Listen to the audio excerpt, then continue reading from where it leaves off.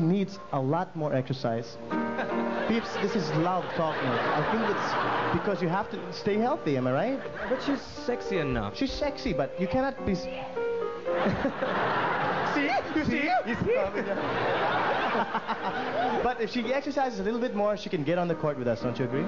Yeah. I think so. She's got a very good shot from right by the free throw line. I'm serious. That's 15 feet. Uh-huh. Galing niya. Remember we were shooting around? You made 1 out of what? 99? Like that? But You it's call a that good start. shooting? It's a start, di ba? No, she's got some good moves. Anyway, she's gonna do something different tonight. She's not only gonna sing, Haji.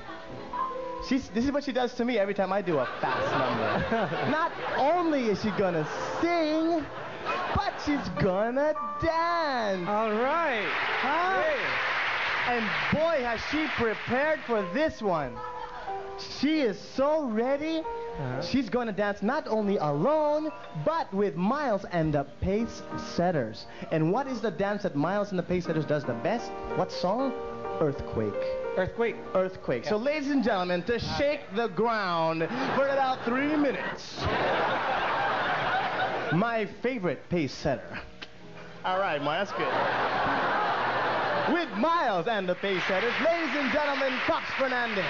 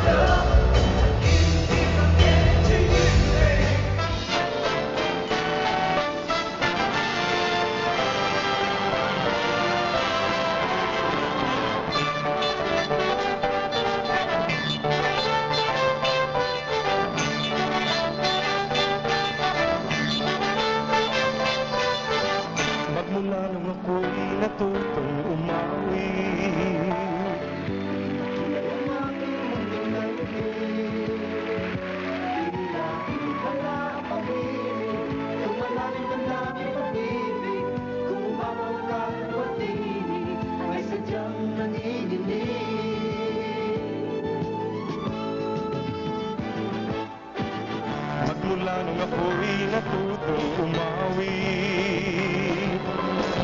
bawat sandali aking pilit mabatid ang himig na may tuturing ating mapupuri pagkat bukod kami di marami ang di magsasabing eto na inyong dinggin.